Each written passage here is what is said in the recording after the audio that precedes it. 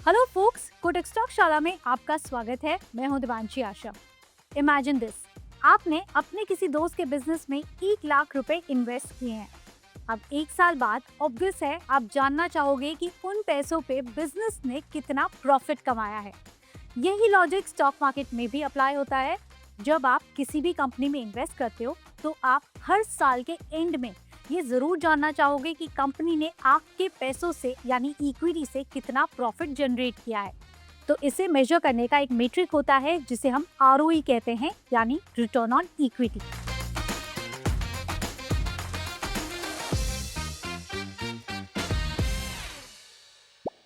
Return on equity एक financial ratio है जो ये बताता है कि कंपनी अपने शेयर होल्डर्स के पैसों पर कितना प्रॉफिट अर्न कर रही है, कंपनी इक्विटी को कितना एफिशिएंटली यूज कर रही है।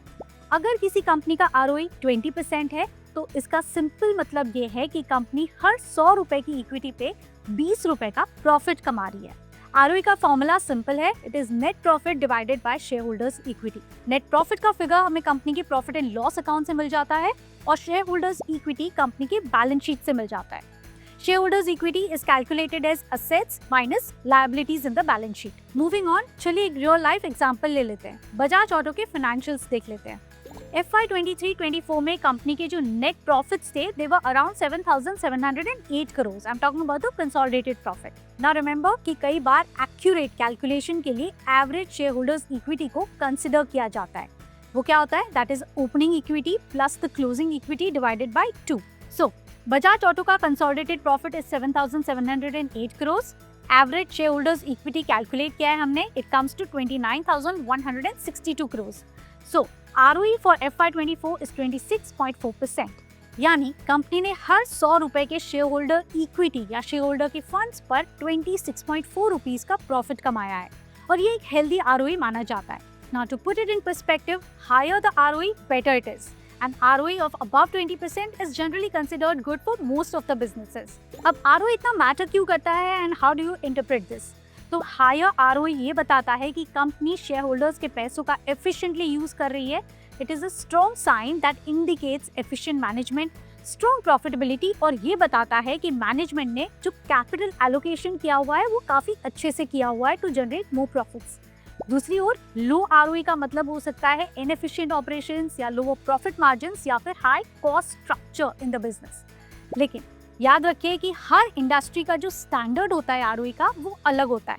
जैसे यूटिलिटीज या बैंक्स अगर आप देखेंगे तो उन सेक्टर्स में लो आरओई नॉर्मल माना जाता है, जबकि एफएमसीजी कंपनीज हो, ऑटो कंपनीज हो, कंजम्पशन कंपनीज हो, उनका आरओई थोड़ा हायर साइड पे होता है, like more than 20% typically. Also remember कि एक्सट्रीमली हाई या फिर एक्सट्रीमली लो आरओई जो होता है वो भी एक वार्निंग साइन हो सकता है। तो आउटलायर नहीं होना चाहिए, आपको सेक्टर की एवरेज को देखना है।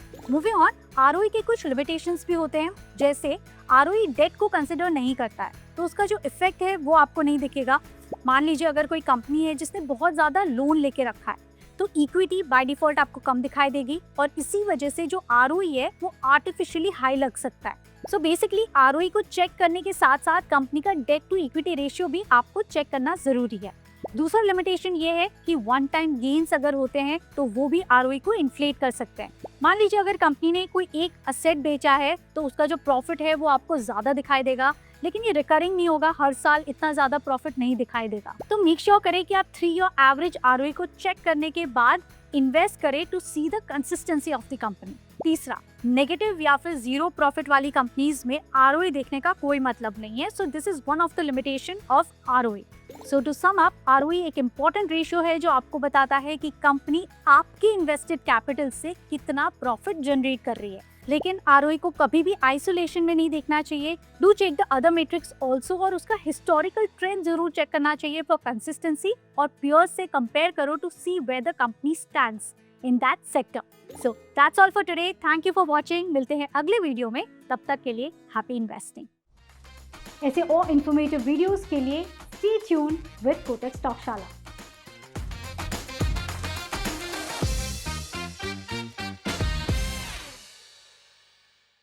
Investments in securities market are subject to market risks. Read all the related documents carefully before investing.